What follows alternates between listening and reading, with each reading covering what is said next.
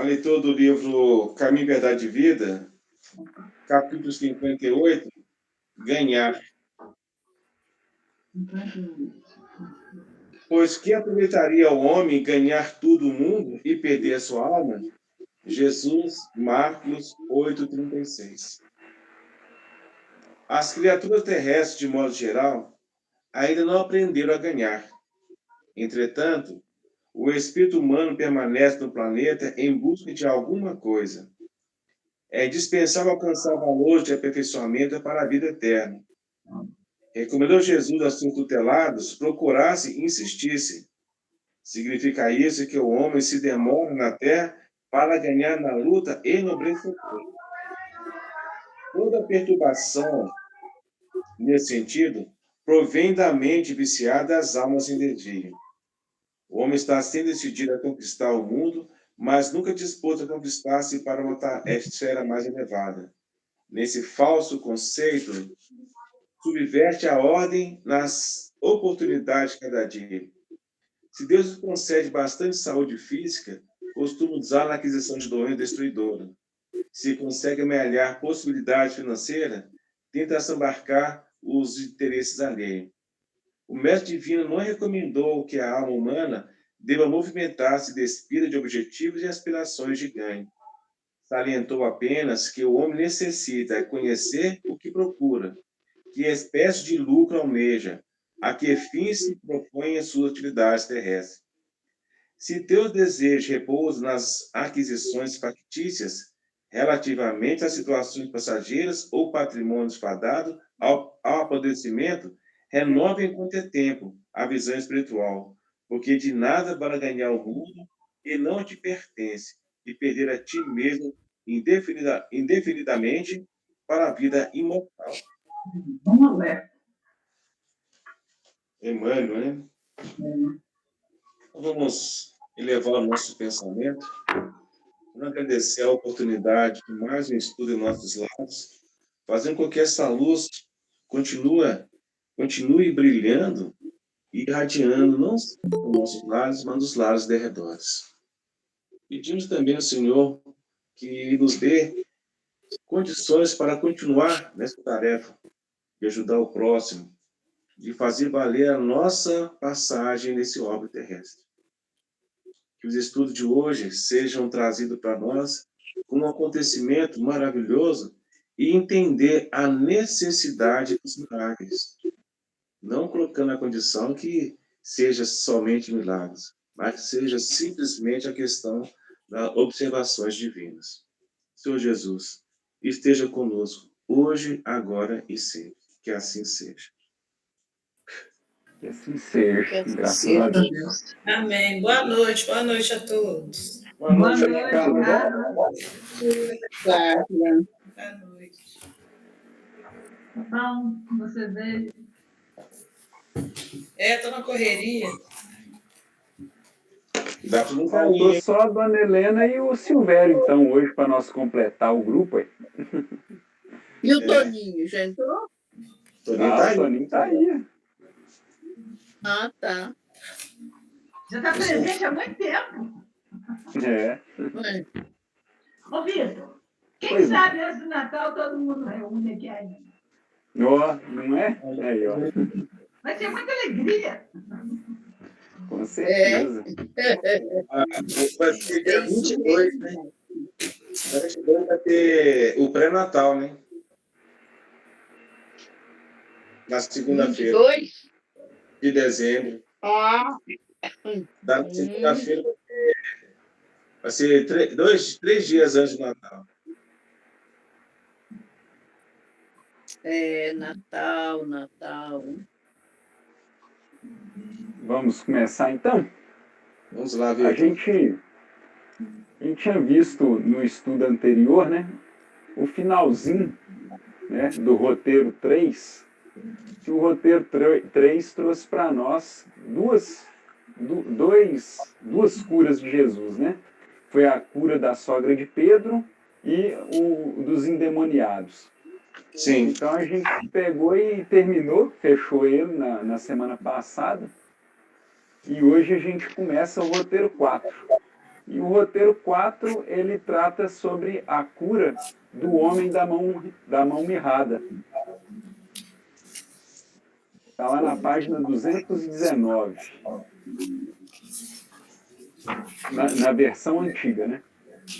A versão mais nova deve ser 217. 217. Aí. Então vamos lá. O homem da mão mirrada. Objetivos. Explicar a cura do homem que tinha a mão mirrada de acordo com as ideias espíritas. As ideias principais.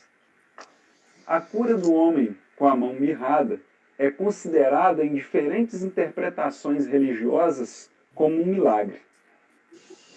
O Espiritismo interpreta de forma diferente, entendendo que o fato foi aceito como milagroso porque era algo excepcional, incomum. Por ignorar o caráter das manifestações espirituais, a teologia acredita que a cura operada por Jesus derroga as leis da natureza. Daí ser vista como um milagre. Jesus, como que fazia questão de operar suas curas em dia de sábado, para ter ensejo de protestar contra o rigorismo dos fariseus no tocante à guarda desse dia, está lá em Allan Kardec, a Gênese, capítulo 15, item 23. Observemos, todavia, o socorro do Mestre ao paralítico. Jesus determina que ele estenda a mão mirrada e, estendida essa, não lhe confere as bolsas de ouro nem as fichas de privilégio. Cura, devolvendo-lhe a oportunidade de serviço. Está lá na Fonte Viva, né? Quem escreveu foi Emmanuel, no capítulo 174. Então, aqui nesse roteiro 4, a gente vai ver o porquê que não é, na visão espírita, considerado um milagre, né? Porque a gente vai estar vendo ali todo esse caráter de manifestações espirituais. Depois a gente vai ver sobre essa cura ser feita nos sábados, né? Porque Jesus queria mostrar aos fariseus que tinham por hábito guardar esse dia, né? E depois vamos falar efetivamente sobre como a cura se procedeu. Texto evangélico, então? Vamos. Vamos lá, subsídios. Texto evangélico. E aconteceu também, em outro sábado, que entrou na sinagoga e estava ensinando. E havia ali um homem que tinha a mão direita mirrada. E os escribas e fariseus atentavam nele, se o curaria no sábado, para acharem de que o acusar. Mas ele, conhecendo bem os pensamentos, disse ao homem que tinha a mão mirrada: levanta-te e fica em pé no meio. E levantando-se ele, ficou em pé. Então Jesus lhe disse: uma coisa vos hei de perguntar. É lícito nos sábados fazer bem ou fazer mal? Salvar a vida ou matar? E olhando para todos ao redor, disse ao homem: estende a mão. E ele assim o fez. E a mão lhe foi restituída sã como a outra. E ficaram cheios de furor, e uns com os outros conferenciavam sobre o que fariam a Jesus. Está lá em Lucas, no capítulo 6, versículos de 6 a 11. O relato dessa cura, operada por Jesus, é intrigante não por ter sido realizado no dia de sábado, que pela tradição judaica estava destinado às atividades exclusivamente religiosas, mas pela recuperação física de uma mão paralítica, mão mirrada, atrofiada ao longo ao longo desuso, que ficou completamente sadia, e a mão lhe foi restituída sã, como a outra. Os religiosos, em geral, classificaram essa cura como um ato milagroso, uma vez que, para eles, o milagre implica a lei de um fato extranatural. No sentido teológico, é uma derrogação das leis da natureza, por meio da qual Deus manifesta o seu poder. Kardec esclarece, porém, que o milagre deve ser entendido apenas no sentido etimológico, isso é, de algo admirável, extraordinário, surpreendente. Jamais como uma derrogação das leis naturais. Analisa que um dos caracteres do milagre propriamente dito é o ser inexplicável. Outro caráter do milagre é o de ser insólito, insolado, excepcional. O milagre existe porque desconhecemos as leis que regem a manifestação do fenômeno. Logo que um fenômeno se reproduz, quer espontânea, quer voluntariamente, é que está submetido a uma lei. Desde então, seja ou não seja conhecida a lei, já não pode haver milagres. Dá uma paradinha aqui para a gente comentar sobre essa introdução. Ah, não, falta pouco. Né? Falta um pouquinho. Completa aí. Isso, vamos terminar, que aí a gente discute ele por inteiro. Jesus, por efeito da sua poderosa vontade e pelo intenso amor ao próximo, aplica os seus fluidos altamente purificados no perispírito do doente. Este, por sua vez, secundado pela confiança no Senhor, se torna receptivo à ação curativa. No que se refere aos poderes curativos, temos-los em Jesus nas mais altas afirmações de grandeza. Cercam-no doentes de variada expressão. Paralíticos estendem-lhe membros mirrados, obtendo socorro. Cegos recuperam a visão. Ulcerados mostram-se limpos. Alienados mentais, notadamente obsediados diversos, recobram o equilíbrio. É importante considerar, porém, que o grande benfeitor a todos convida para a valorização das próprias energias. Não salienta a confiança por simples ingrediente da natureza mística, mas sim por recursos de ajustamento aos princípios mentais na direção da cura.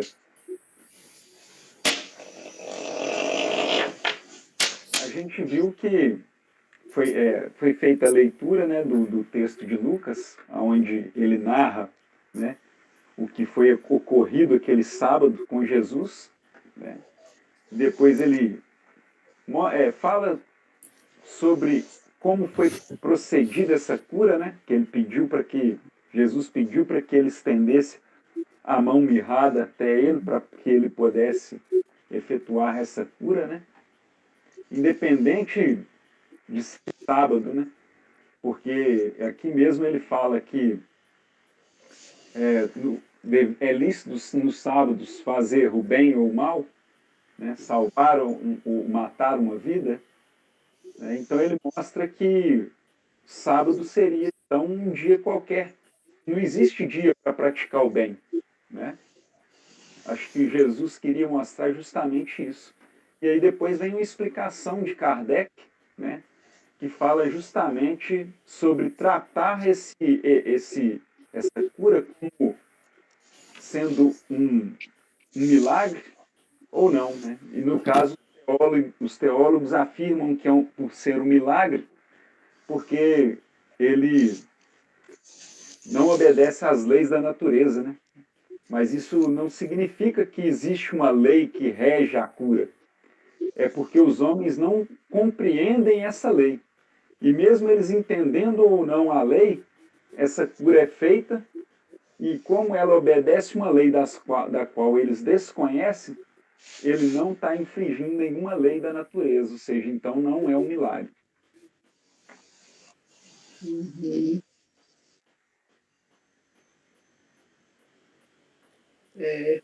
Aqui o Cláudio Fajardo traz uma explicação assim, ele bem interessante também. Quando ele traz assim, aconteceu também no outro sábado que entrou na sinagoga e estava ensinando. Nós sabemos que era Jesus, né? Torna-se desnecessário tecer maiores comentários, tá? Aí é sempre oportuno lembrar o dinamismo positivo do Senhor, quer dizer, ele estava sempre, né, em atividade, nos dando a entender que nós devemos estar sempre no trabalho, né? Seja sábado, seja que dia for, não importa. E aconteceu também no outro sábado, é que ele está falando. Ou seja, Jesus nunca esteve parado cultivando o ócio, mesmo em dias em que esta atitude era justificada pela tradição. Ao contrário, aproveitava todas as oportunidades para mostrar-nos a necessidade de nos mantermos numa faixa superior de sintonia, sinagoga, e, consequentemente, operante no bem, ensinando. Aí ele traz que não cansamos de repetir tais considerações, porque quando, nos dias de hoje, temos a felicidade de estudar seus ensinamentos sobre a ótica espírita, entendemos que é dever de todo aquele que se diz seguidor da doutrina codificada por Kardec ter o Filho de Deus como modelo, que é de muito bom senso colocar em prática. E havia ali um homem falando-nos de um ato historicamente corriqueiro. Muito tem a nos dizer se nos colocarmos, qualquer um de nós, na posição daquele elemento que, guardando a misericórdia do Senhor, ansiava pelo fim de todos seus tormentos. A origem de sua enfermidade fica clara. Tinha a mão direita mirrada. Pelo efeito, podemos buscar a mirrada seca, magra, pouco. A mão, bem sabemos, é instrumento de trabalho. E este, como todo recurso oferecido pela vida, deve ser aproveitado conforme seu objetivo, a fim de ser gerador de tranquilidade. Ao destacar que era a mão direita, o evangelista deixa nas entrelinhas que era a mão boa, ou seja, a que possuía recursos de produzir. Assim sendo, se já tinha condições dela, seria exigida, e se tal não se desse, algo pior poderia acontecer, inclusive tornar-se seca, como diz o texto, mirrada.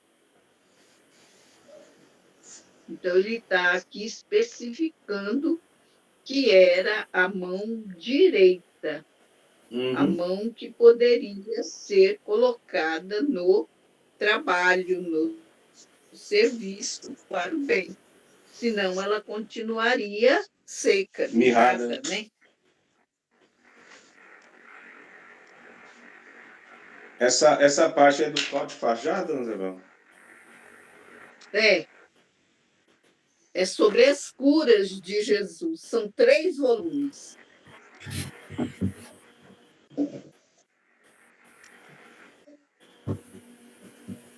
Aquele traço bem também minucioso, igual nós temos ali, às vezes com alguma diferença só de entendimento.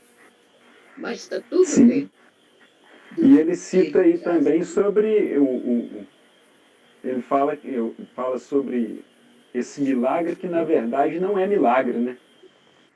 Seria um milagre, seria o quê, então? Então, Pedro, veja só, os Porque ele teólogos traz eles colocam, os teólogos eles trazem para nós que eles são conhecidos, todos nós que estamos inseridos no planeta Terra, nós temos conhecimento de algumas leis da natureza. Vamos supor, a lei da gravidade é uma delas. Se eu pego um objeto, coloco ele no ar e solto, ele tende a cair. Se esse objeto que eu coloquei no ar e soltei, ele não cai, então eu estou derrogando uma lei da natureza, que é a lei de gravidade. Então isso aí pode ser considerado um milagre, porque eu não estou obedecendo uma lei natural. Só que o problema é o seguinte, eles naquela época, né, nem os teólogos que afirmam que essa cura é um milagre, eles falam que é um milagre porque eles estão com o entendimento das leis da natureza, que é as leis que os homens conhecem. Eles, na verdade, não têm conhecimento sobre o perispírito, né, e nem as energias os pontos de energia, né, que nos são que todos nós possuímos, do qual Jesus poderia agir sobre eles a fim de tornar aquela mão que antes estava mirrada em uma mão sã, né, curada. A gente sabe que quando a gente nasce com alguma deficiência, essa deficiência ela está no nosso perispírito, né? Tem um livro que fala sobre perispírito que é do autor Zalmino Zimmermann, é um livro azul grossão, e ele fala bastante sobre isso. Tem ele, não tem, Dona Isabel? Tenho, E ele tenho. fala, e tem uma parte dele que o Vicente estava explicando para a gente, que trata sobre essa deformação do perispírito.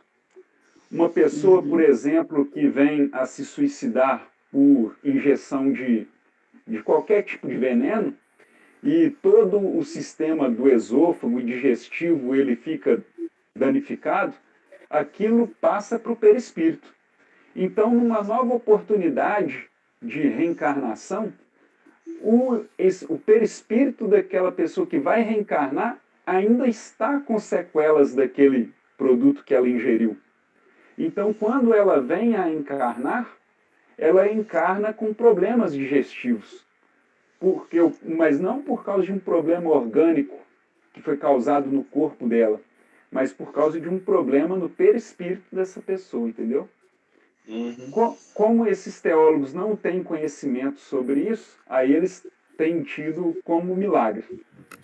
Mas como, na verdade, o Espiritismo ele tem todo esse conhecimento de como que funciona as energias curativas de Jesus e que ela opera justamente no perispírito daquele que está recebendo a cura, a gente sabe que ela obedece uma lei. Então, se ele não derroga nenhuma lei, ele está agindo de acordo à lei, então não pode ser considerado um milagre. Né? Bom, pelo menos eu entendo dessa forma. Muito boa explicação. O que ele também... Muito bom, Vitor. Bem entendido. Obrigado. Exato, porque de uma situação que eles não atendiam, não faziam curas aos sábados, né? E Jesus, ele não tinha essa questão de que dia. É tanto que pergunta, né? A questão aqui dos animais, né? É a questão da situação. É lícito não sabe fazer bem ou fazer mal? Salvar a vida ou matar a vida? Né? Então é o seguinte, não importa que dia que é, a questão é a necessidade que se tem de fazer aquele trabalho. E com ele já tinha essa ele já tinha essa questão de que Jesus já fazia essas curas, né? E seria mais uma oportunidade deles tentar, vamos dizer assim, incriminar Jesus por estar fazendo curas no sábado, que era somente para a questão religiosa. E também tem aquela parte onde fala Jesus falando que o sábado foi feito para o homem, não o homem para o sábado. Sim. Quer dizer, não tem dia, né, para o trabalho. não tem Porque dia. se ele, né? Por isso que ele fazia questão de fazer as coisas no sábado. Para ficar bem fixado que todo Isso. dia era dia de fazer bem, inclusive o sábado, que era guardado, né? É porque se Sim, colocar na lei é o seguinte, que Deus fez o mundo em 7 dias. Até o 6º dia ele criou, e no sábado ele descansou, né? Descansou. Mas tudo era tradição judaica, né? Sim, E sim. eles seguiam a isso. sim. Eles seguiam a risca. E era justamente o objetivo de Jesus era esse. Mostrar que no sábado eles não tinham essa necessidade de guardar o sábado. Pois afinal de contas, qualquer dia é de fazer o bem, né? Não importa, né? Isso mesmo. Isso. Sim, Pedro. Isso mesmo, Pedro. Aí tem que fazer o bem independente do dia. O negócio tem que fazer as coisas corretas. Sim.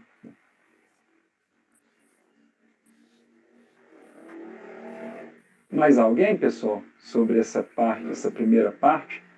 Aqui foi só o texto evangélico, né? Agora a gente vai entrar na interpretação dele. Sim. É porque você trouxe aí, né, Vitor, a questão aí, lá em Êxodo 20, capítulo 20, versículo 9 a 11, fala: 6 dias trabalharás e farás toda a tua obra, mas o 7º dia é o sábado do Senhor teu Deus. Não farás nenhuma obra, nem tu, nem teu filho, nem tua filha, nem o teu servo, nem a tua serva, nem o teu animal e nem o teu estrangeiro que está dentro das tuas portas. Porque em 6 dias fez o Senhor os céus e a terra, o mar e tudo que nele há. E ao 7º dia descansou. Portanto, abençoou o Senhor o dia do sábado e o santificou. Então, eles pegavam isso na literal, né? Sim. Literalmente. E tem a religião que respeita o sábado assim, literalmente. Adventismo sétimo dia. Do ramo dos adventistas. Por isso já Adventismo fala. sétimo dia. Sétimo dia. É interessante que eles leem fazem essa leitura, né, que o Pedro trouxe para nós, e interpretam ela de uma forma. E aí então vem Jesus e mostra que essa interpretação está tipo enganada, né? Ele mostra que sim, é possível fazer boas obras no sábado, né?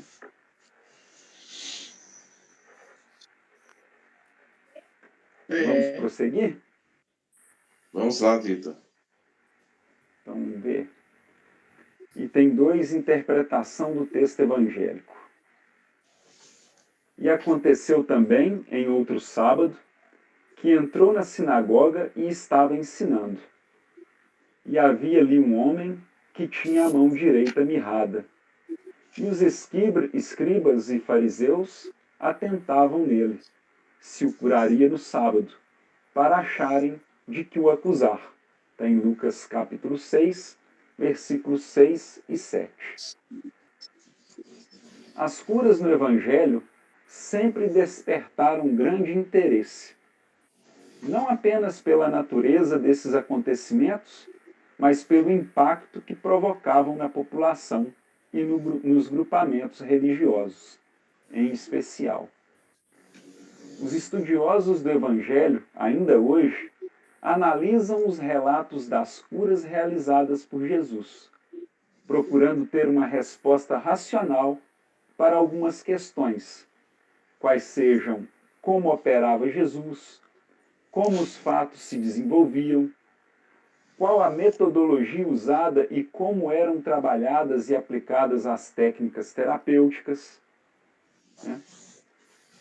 E a ciência resolveu a questão dos milagres que mais particularmente derivam do elemento material, quer explicando-os, quer lhes demonstrando a impossibilidade em face das leis que regem a matéria. Mas os fenômenos em que prepondera o elemento espiritual, esse não podendo ser explicado unicamente por meio das leis da natureza, escapam às investigações da ciência. Tal a razão porque eles, mais do que os outros, apresentam os caracteres aparentes do maravilhoso.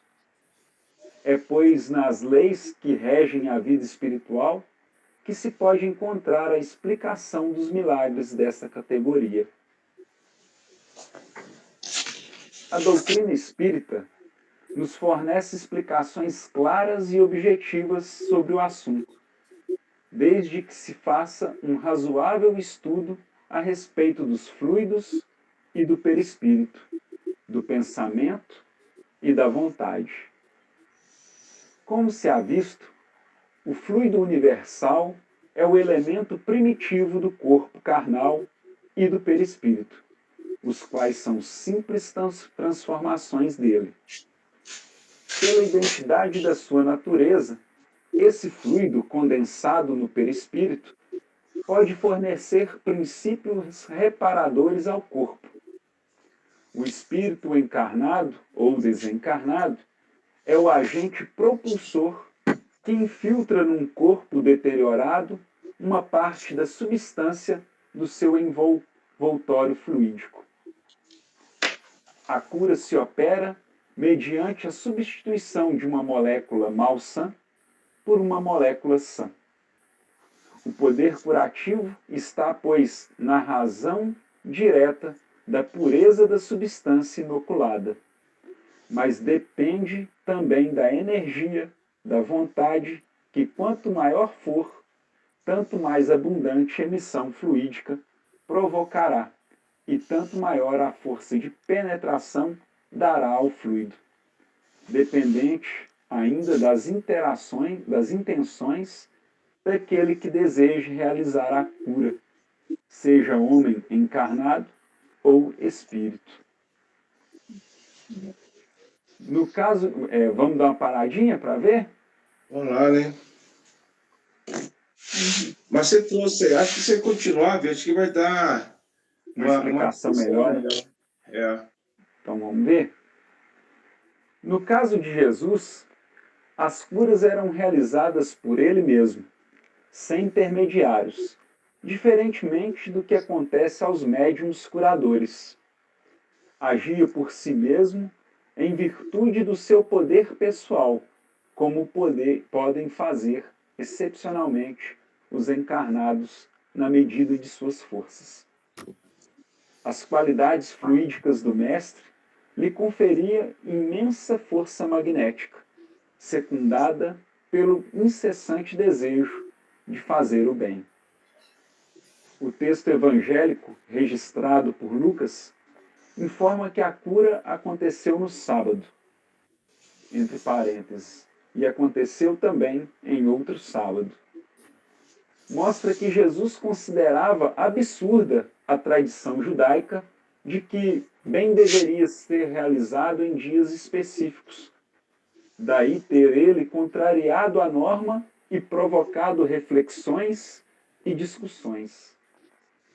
Jesus agiu assim como forma de provar que existia uma interpretação literal e equivocada a respeito desta determinação mosaica. 6 dias trabalharás e farás toda a tua obra, mas o 7º dia é o sábado do Senhor, teu Deus. Não farás nenhuma obra, nem tu, nem teu servo, nem tua serva, nem o teu animal, nem o teu estrangeiro, que estará dentro das tuas portas. Porque em 6 dias fez o Senhor o céu e a terra, o mar e tudo que neles há, e ao 7º dia descansou. Portanto, abençoou o Senhor o dia de sábado e o santificou. Essa é a passagem que o Pedro trouxe para nós lá em Êxodo, capítulo 20, versículos de 9 a 11. Vamos ler mais essa interpretação aqui, né? Que aí a gente faz a discussão sobre o assunto. Jesus, como que fazia questão de operar suas curas em dia de sábado, para ter ensejo de protestar contra o rigorismo dos fariseus no tocante à guarda desse dia. Queria mostrar-lhes que a verdadeira piedade não consiste na observância das práticas exteriores e das formalidades, que a piedade está nos sentimentos do coração. Justificava-se declarando, abre aspas, meu Pai não cessa de obrar até o presente e eu obro incessantemente. Fecha aspas. Está lá em João 5, versículo 17. Quer dizer, Deus não interrompe suas obras, nem sua ação sobre as coisas da natureza, em dias de sábado. Aí fechou tudo, né, Vitor? Fechou, é que nem você falou. Aquele último trecho ia trazer para nós a explicação final. Uhum. Isso está tudo lá na Gênese, no item 23, na página 322, essa passagem última aí, A Gênese de Kardec, né? de Kardec. E realmente a natureza não para de trabalhar dia nenhum, né? Todos os dias ela está trabalhando normal. Só Se olha ela para os partir- pássaros. Olha para os pássaros que cantam todo dia, de segunda a segunda.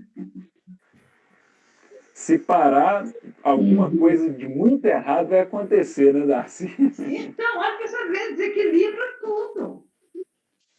Diz que agora eu estou entendendo, quando falou esse último aí, Jesus tinha muita razão mesmo de querer provar isso, que não existia dia para descanso. Para fazer o bem é todo dia.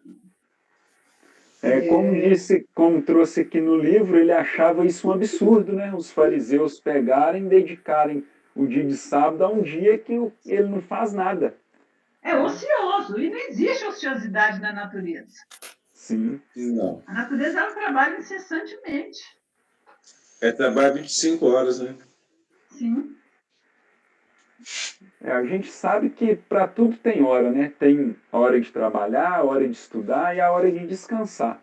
Uhum. Mas isso não significa que o dia de sábado seria o descanso o dia inteiro, né? O corpo ele se restabelece sua energia com poucas horas de descanso. Então, que necessidade teria de ficar o sábado, né, as 24 horas do sábado, sem poder fazer nada, né? Então, Jesus achava aquilo meio que um absurdo.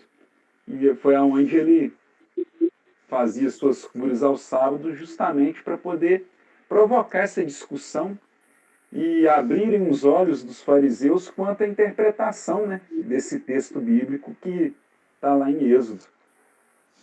É. E se for basear nessa lei aqui, ó, Jesus está trazendo, a gente pode acabar com todos os feriados. Não existe necessidade de feriado. Darcy, realmente. Mas aí você já viu, né? Não, olha, As pessoas não vão gostar. Não, mas é isso que eu fico analisando aqui, porque se Jesus falou isso naquela época e trouxe essa revolta toda, é a mesma coisa de falar hoje não precisa mais ter feriado, não. Não tem descanso, nós vamos trabalhar incessantemente. Nossa, mãe, é a mesma revolta que devia ser naquela época. Vai gerar a mesma revolta. Vai. Já não está gerando a revolta aí que não vai ter carnaval no país? Aí. Sim. Então a Não vai discussão ter brava. a queima dos fogos no final de ano? Entendeu? Então é o seguinte, a revolta aí. E as pessoas que estão cegas, né? Não estão vendo a questão da necessidade de se voltar para dentro de você mesmo e fazer a sua autoavaliação. A preocupação é a seguinte, não, eu quero nem saber, eu quero curtir. Então, está se perdendo, né? Sim. Sim. Exatamente. É tempo da gente tomar noção dessas coisas, porque eu pergunto a mim mesma, né? Qual é a finalidade de um carnaval? Você sabe que o carnaval é uma festa pagã. Então, E era a forma que tinha a época das pessoas se liberarem, se fantasiarem, né? Ou seja, fazer aquilo que não podiam fazer dentro da sociedade. Tanto que as festas de carnaval eram feitas de máscaras, para que ninguém pudesse reconhecer o outro.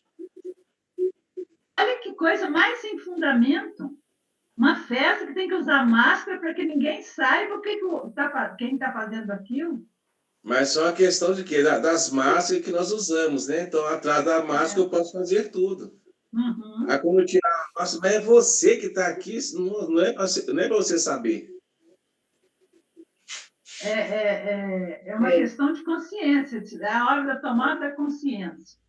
Vamos tomar consciência de que o planeta está mudando, está trabalhando em prol da regeneração.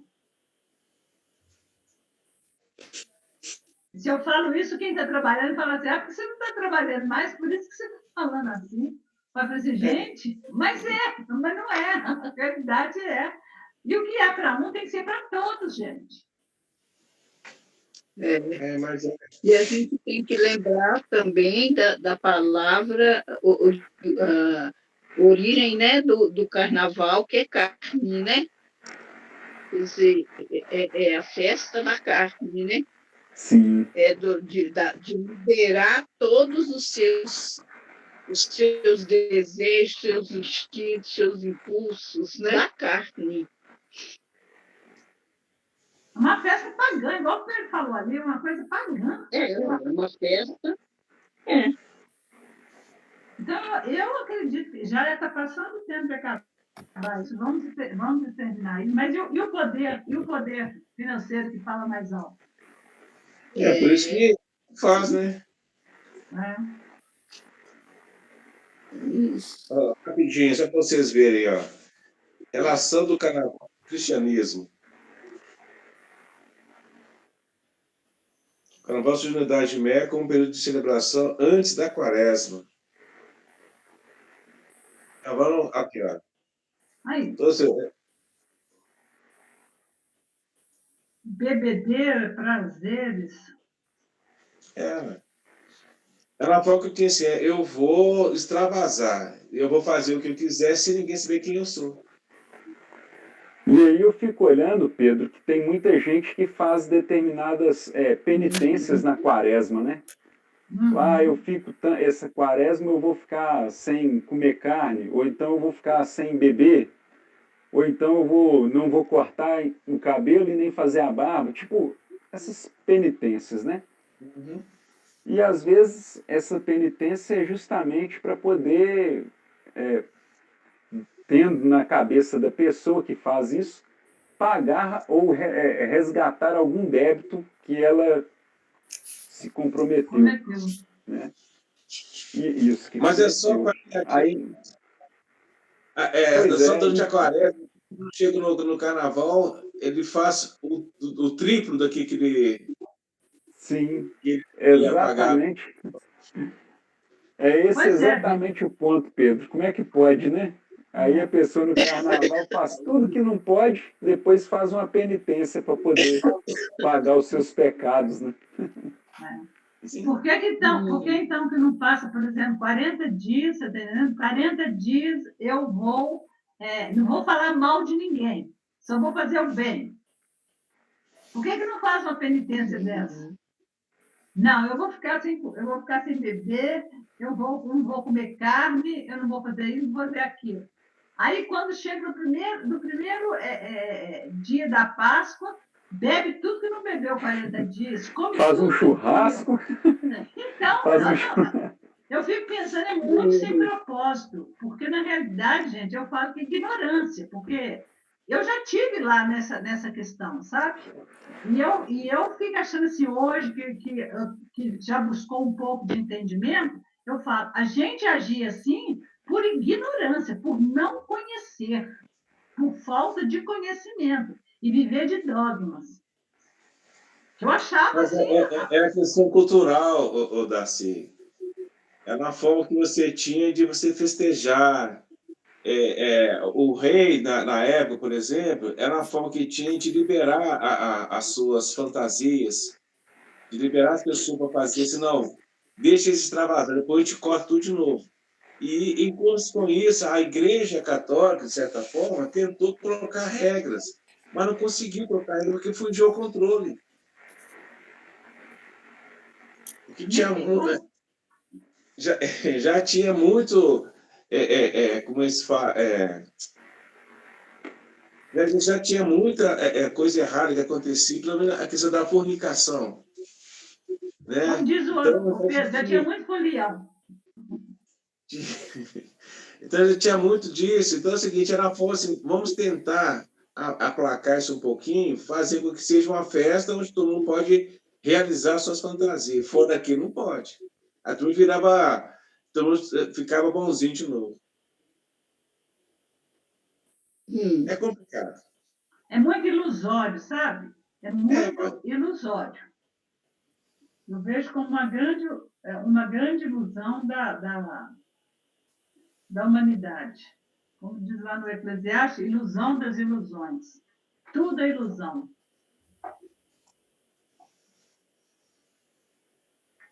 É. Mais alguém? Vamos fechar aqui esse pedaço. Oi, pois não. Eu vou ter que, daqui a pouquinho, 21 horas, eu tenho que sair, tá? Ah, Aí, sim, Pedro. você tem aquele link lá do passe? Tenho sim. Tá, então depois você faz o passe do teu. Certo.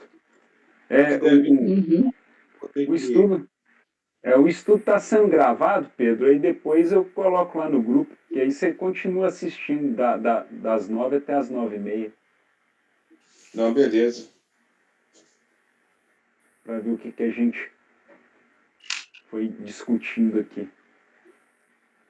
Vamos prosseguir então? Beleza. Vamos lá. Vamos. Deixa eu só ver aqui onde que eu parei. Aqui, a frase entrou na sinagoga e estava ensinando. E havia ali um homem que tinha a mão direita mirrada. Nos esclarece que ao entrar na sinagoga naquele dia, como costumeiramente fazia, mostrou-nos Jesus que a pregação deveria ser ilustrada com um exemplo de que demonstrasse de forma efetiva que o bem deve ser realizado continuamente, em qualquer dia e hora. A sinagoga representava, pois, o local ideal, onde se realizavam as reuniões comunais e onde se estudavam as escrituras e executavam as práticas religiosas. Fornecia um ambiente propício à implementação de valores espirituais e morredouros. O homem com a mão mirrada é o exemplo escolhido por Jesus para evidenciar a natureza atemporal da prática do bem. A deficiência física deveria provocar nesse homem sofrimentos, sobretudo por se tratar da mão direita, usualmente a mais utilizada no trabalho, já que a maioria dos seres humanos é destra. O texto evangélico não faz qualquer tipo de referência à profissão deste homem. Entretanto, o destaque dado à sua mão direita deve ter algum significado especial. Supomos que para esta mão deveria ser de extrema necessidade para ele, para o exercício das atividades laborais, da mesma forma que a voz ou a audição são para outras pessoas. O versículo 7 do registro de Lucas informa que os escribas e fariseus atentavam nele, se o curaria no sábado, para acharem de que o acusar. sabemos que os escribas e os fariseus eram conhecedores da lei mosaica. Entretanto, por se encontrarem excessivamente presos às práticas ritualistas do culto, não se revelavam muito sensíveis ao sofrimento do próximo. Por esse motivo, preferiram desconsiderar a dor do irmão para vigiar e acusar Jesus, caso o Senhor violasse a tradição imposta pela legislação mosaica. Não sabiam eles que o Filho do Homem, até do sábado, é o Senhor. Marcos 2, versículo 28. Segundo palavras textuais do próprio Cristo, ditas em outras oportunidades, mas reveladoras de que Ele, sendo a expressão máxima do amor, manifestada em nosso orbe, opera além das contingências humanas e acima do julgo austero e fechado dos dispositivos legais. Os escribas eram considerados no mundo antigo como seres eminentes pelo fato de saberem ler, escrever, lavrar documentos legais, alguns atuando no Palácio Real como ministro de Finanças ou secretários de Estado. Durante a subjugação babilônica, eles se tornaram responsáveis pela preservação e interpretação das Escrituras. Mais tarde, os escribas foram também chamados de sábios e descritos como os que possuíam conhecimento especial da lei. São descritos no Novo Testamento como doutores da lei e juízes que discutiam matérias legais com Jesus. Os escribas foram muitas vezes associados a fariseus, mas não eram idênticos. Os escribas eram provavelmente conselheiros jurídicos empregados pelos fariseus. Ligados ao sinédrio, por força do trabalho que exerciam, não criavam leis, mas tinham a obrigação de interpretá-las, defendê-las e executá-las. Entretanto, por serem muito apegados à interpretação literal, transformaram-se em pessoas intolerantes, legalistas, reacionários,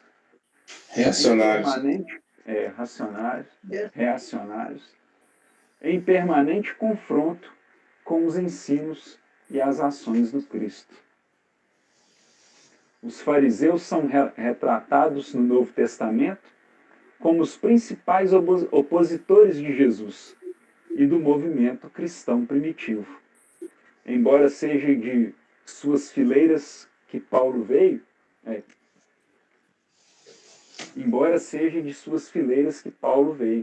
os fariseus perpetuavam a tradição relativa aos conceitos interpretativos da Torá, escrita e oral. Sendo assim, exibiam uma postura tradicionalista, legalista e ortodoxa, não se desviando um mínimo que fosse da lei de Moisés. Talvez seja mais justo dizer que tinham um zelo pelo debate jurídico e por manter viva a tradição de mediação e estudo da lei, de meditação e estudo da lei. É importante nos mantermos atentos a esses dois tipos de personalidades aqui simbolizadas, os escribas e os fariseus, que similarmente podem estar presentes no nosso núcleo de trabalho espírita, alimentando contendas, provocando desuniões e estimulando intrigas pelas imprudentes manifestações do personalismo, da vaidade e da intolerância. É isso aí, viu? A gente for olhar direitinho, quantos que nós temos do nosso lado, hein? Sim. Gente, é o seguinte, eu vou ter que ausentar, tá bom? Então, na quinta-feira, nós nos reencontramos novamente. Tá certo, Pedro. Boa Boa noite. noite Até pra você. quinta, Pedro. Boa noite. Boa noite a vocês e bom estudo aí. Até Fica aqui, com se Deus Deus. quiser. Falou, bom Obrigada. descanso, boa reunião para você. Até mais. Boa noite, com Deus aí. Nessa última parte que nós lemos aqui, né, ele traz muito sobre essa tentativa que os fariseus tinham, né, que era de várias e várias vezes, né, eles tentavam fazer com que Jesus ignorasse a lei de Moisés. Boa noite. Boa noite. Boa noite, Dona Helena, tudo bem? Beleza. Boa noite, Helena. Então você vê que são inúmeras as vezes que eles tentavam pegar Jesus de forma a que ele desobedecesse uma lei mosaica para que eles tivessem ali pretextos para acusá-lo, né? De que ele desobedecia às leis, de que ele se achava acima das leis. Mas por muitas vezes Jesus disse que ele não veio derrogar as leis, né? Ele veio trazer o entendimento para aquele povo daquelas leis, né? Então você vê que esse fato dele estar dentro da sinagoga, tendo junto desses fariseus o tempo todo, discutindo, né? Falando sobre as leis de Moisés, às vezes até fazendo curas no dia de sábado, que era um dia que era guardado para o dia do Senhor, né?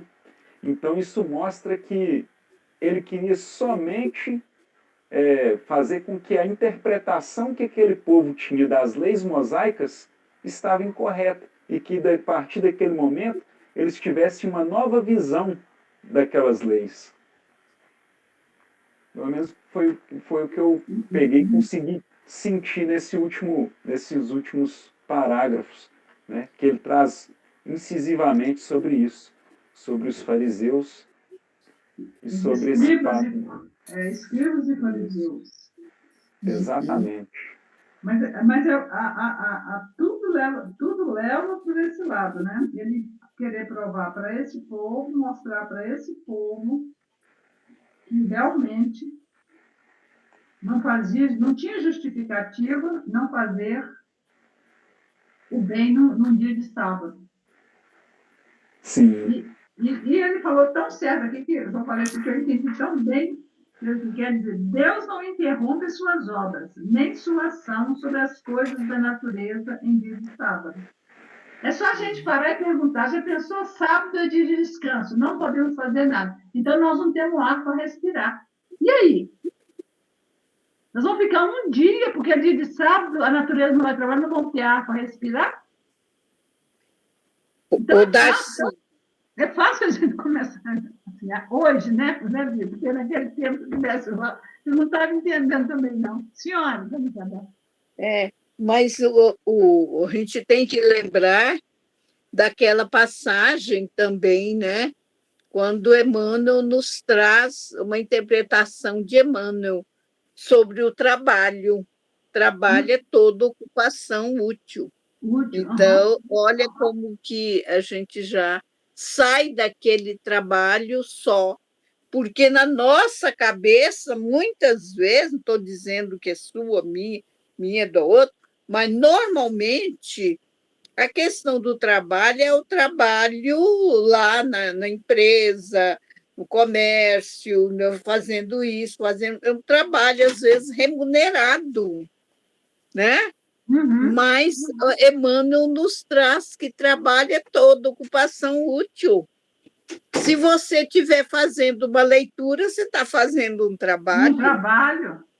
Se eu estou na minha cozinha, eu estou fazendo um trabalho, porque ele é útil. Então, toda ocupação útil é trabalho. Se eu estiver indo fazer uma visita a um amigo, ou ir no hospital, seja, é um trabalho. Então, ele quebra essa questão da conotação de trabalho só remunerado. Se fosse assim, né, dona Isabel? Quem aposenta, parava de trabalhar, porque não vai Não vai ter mais remuneração. Não tem mais remuneração, né? Então, e olha quanto que a gente trabalha depois que aposenta. Nossa, isso aí. Trabalha Trabalha todo dia, né? Eu fico analisando por aí. E realmente tem pessoas que trabalham, né, como disse a dona Isabel, numa empresa, né, durante toda a semana, aí no dia de folga tira para fazer as tarefas de casa. Uhum. Ou seja, continua trabalhando, né? Sim. E às vezes chega até na segunda-feira no serviço cansado. Vai. Não parou de trabalhar dia nenhum, trabalhou todos Não. os dias. Exatamente.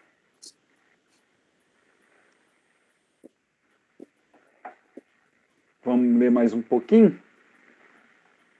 Vamos. Então vamos lá. Mas ele conhecendo bem... Dona Helena, nós estamos na página 224 da versão antiga, né? E deve ser o quê? 222 da versão nova, né? Isso. Isso. No tópico, mas ele conhecendo bem os seus pensamentos. Conseguiu localizar? Beleza. Então vamos lá.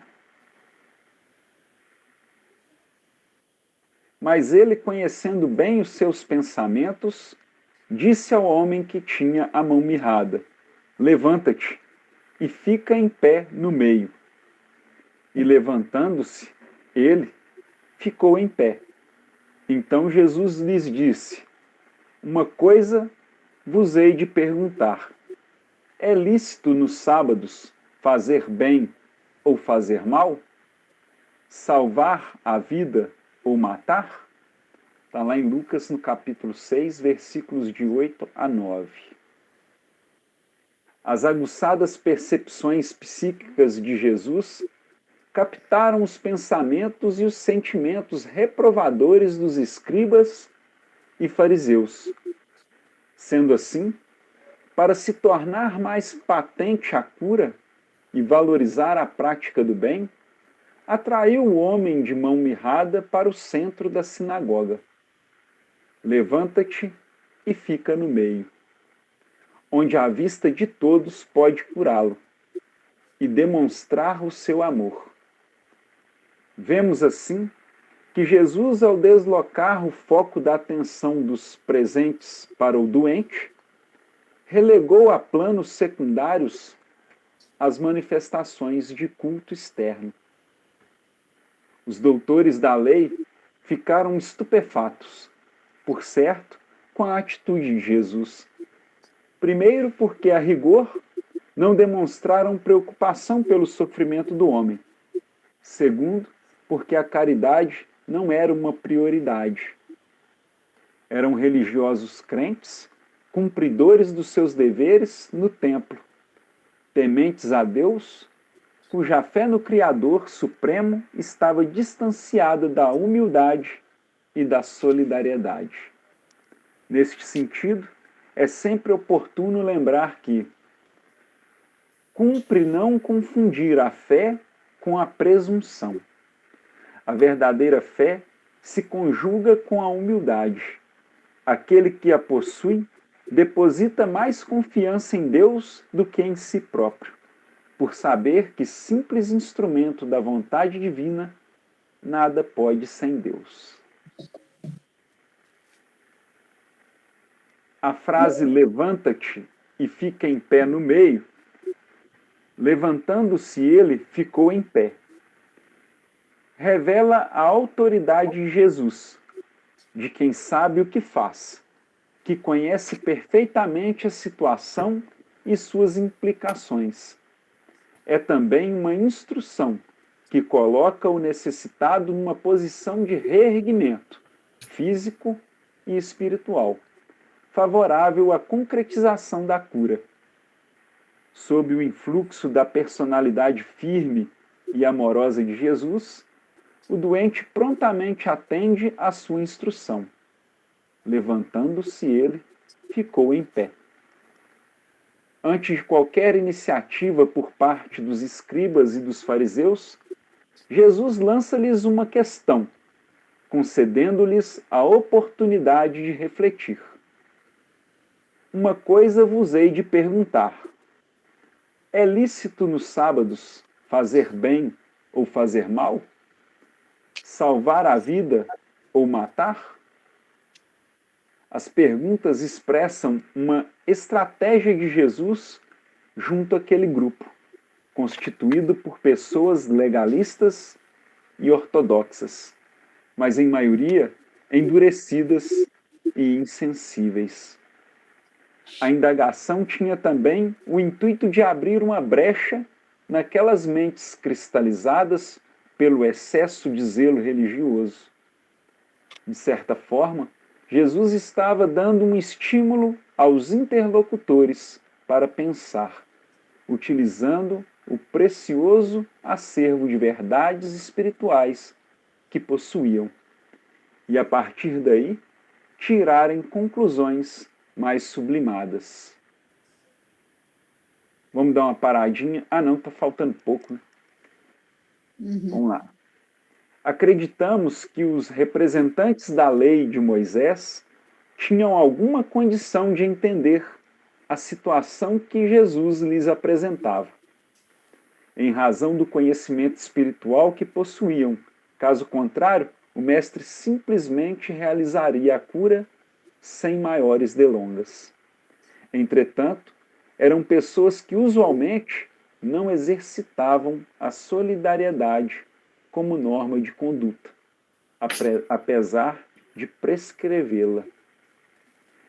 Examinamos aqui tão somente a estranha atitude daqueles que não negam a eficácia da abnegação, entregando-se, porém, ao desvairado egoísmo de quem costuma distribuir 5 moedas no auxílio aos outros, com a intenção de obter 5.000.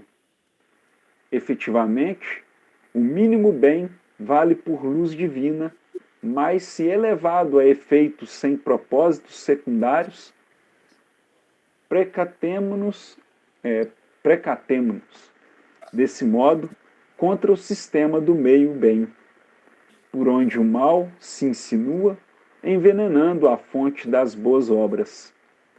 O bem pede doação total para que se realize no mundo o bem de todos.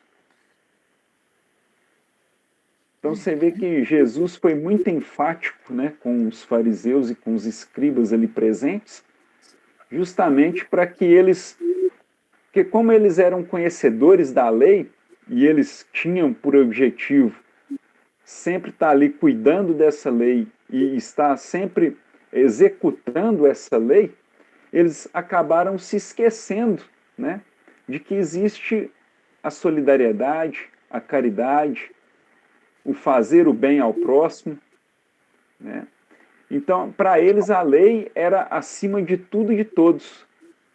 Ela tinha que ser executada indiferentemente se aquela pessoa estava necessitada de uma cura ou de qualquer outro tipo de bem que poderia ser feito a ela, né? E Jesus vem mostrar justamente isso, que independente se está na lei, que deve-se guardar o sábado, né, porque é um dia do Senhor, o bem ao próximo, ele deve ser executado acima, né, do cumprimento dessa lei. E que essa lei não tem a necessidade de ser tão rígida como eles assim imaginavam, né? Alguém interpretou dessa forma ou ouviu alguma coisa que pode extrair desse texto?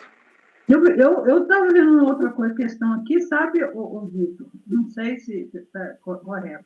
Eles prescreviam, eles gostavam muito de prescrever a lei, de manter a lei, mas eles não mesmo não cumpriam elas, não. Igual está falando aqui.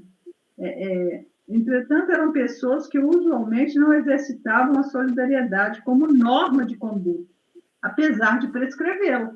Então, só servia para os outros, eles mesmos, eles não. Por isso que não foi por isso que uma vez Jesus chamou ele de túmulo caiado? Ué, que só eram ditas coisas só externamente, internamente eles não cumpriam. Sim, Jesus bateu muito nessa tecla, né, dos cultos exteriores, né? Uhum. O quão exteriorado estava a igreja. Então é tanto que ele faz uso, né, até dos próprios discípulos, para que cada um vá e ensine aquilo que ele pregou para eles, né?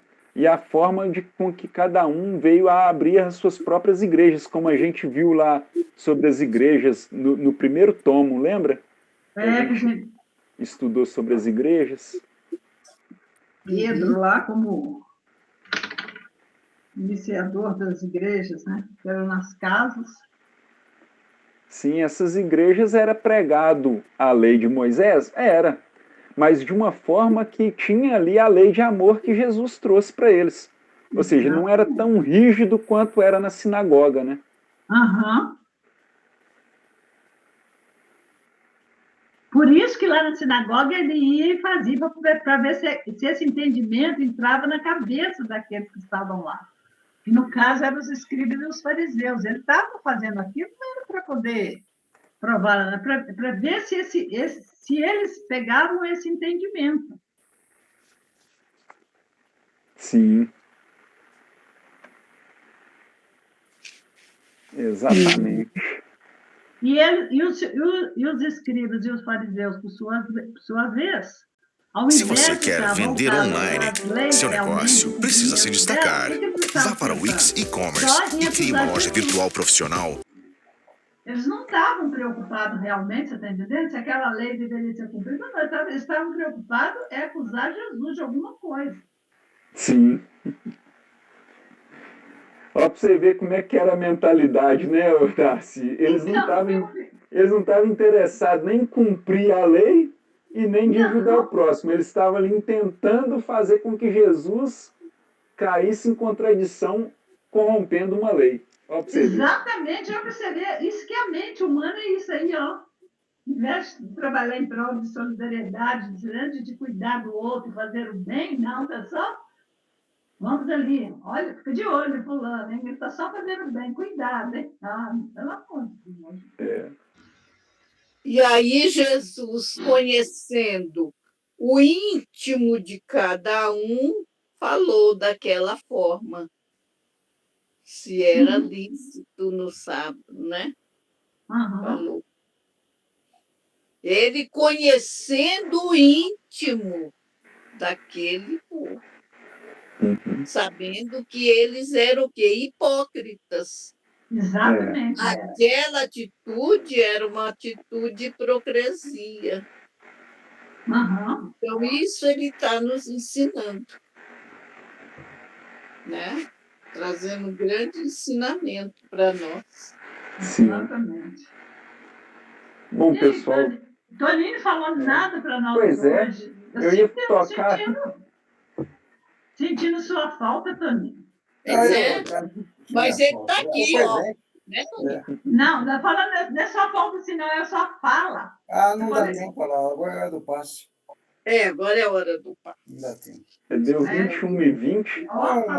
O menino, você ouviu você falar com o Vicente, falou a questão do perispírito, muito interessante ouvir isso aí. Mas lá na Gênesis, no capítulo 11, se você ler, você vai gastar uns 40 minutos para ler e entender. Deixa eu só anotar aqui, capítulo 11. A Gênesis de Kardec, no capítulo 11. Sim. Capítulo lá, o título é a Encarnação dos Espíritos. Te dá bem uma relevância, viu? Bem aberta sobre a vinda, não, a estada, a vinda e a volta.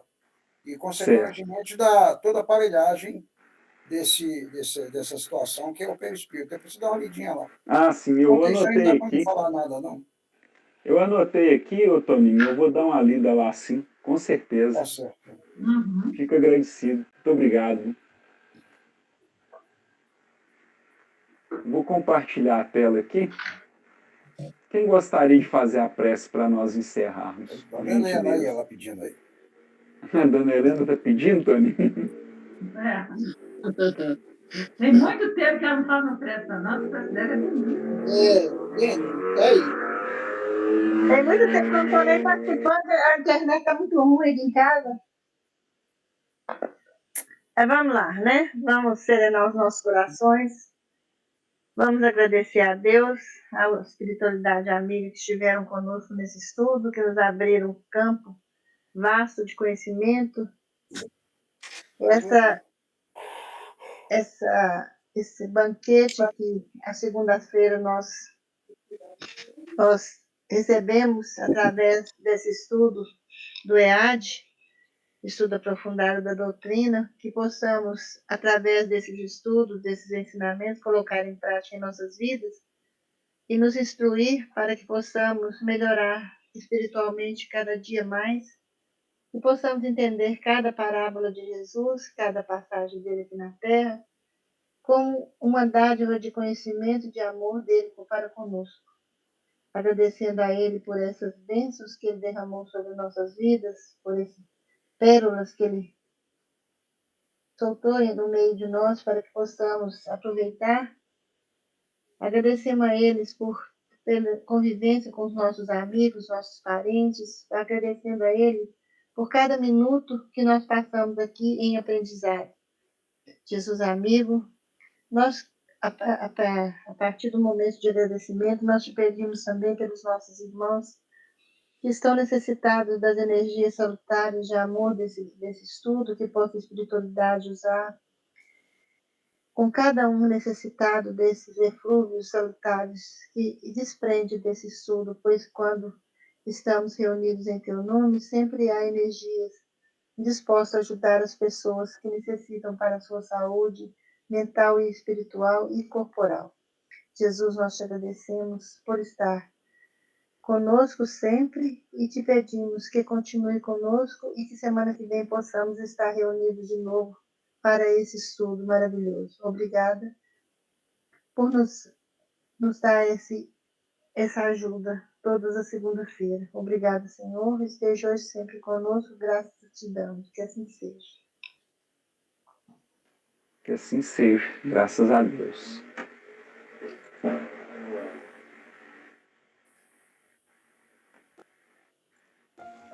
Passe virtual.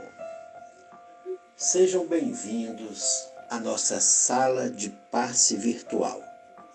A partir desse instante, você estará junto com nossa equipe de mentores espirituais Bezerra de Menezes. Para a realização de sua limpeza e purificação espiritual. E o recebimento de energias revitalizadoras necessárias ao seu fortalecimento interior e exterior em seu corpo físico, emocional e espiritual.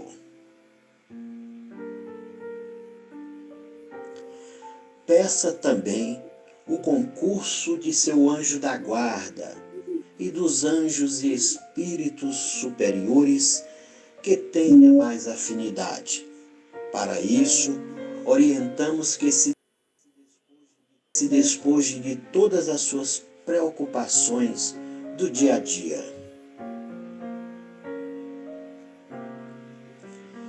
Deixe de lado, por alguns instantes, suas tarefas e compromissos corriqueiros. Isole-se em um ambiente tranquilo para não ser interrompido.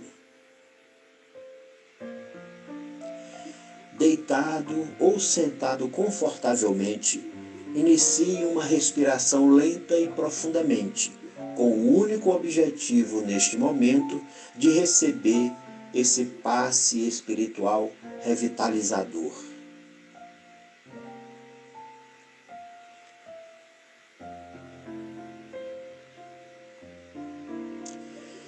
Deixe-se relaxar e aproveite toda a beleza, o prazer e os benefícios que advirão desse momento de refazimento físico, emocional e espiritual. E se por acaso, nesse relaxamento, você entrar suavemente em sono profundo, peça que sua mente inconsciente acompanhe a narração do passe espiritual e siga todas as orientações pedidas.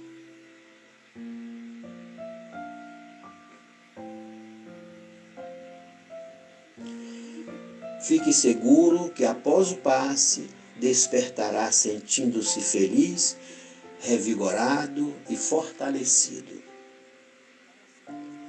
Para sintonizar com a espiritualidade superior, busque elevar o seu pensamento no amor a Deus, ao próximo e a si mesmo, com sentimentos de bondade, caridade, perdão e alegria pessoal.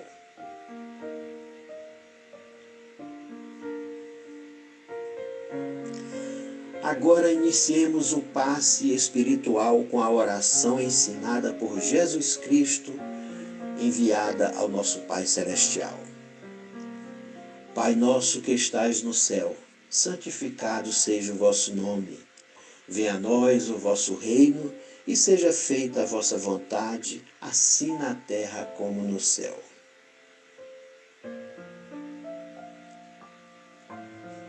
O pão nosso de cada dia nos dai hoje. Perdoai as nossas ofensas, assim como nós perdoamos a quem nos tem ofendido. E não nos deixeis cair em tentação, mas livrai-nos do mal. Porque teu é o reino, o poder e a glória para sempre. Amém.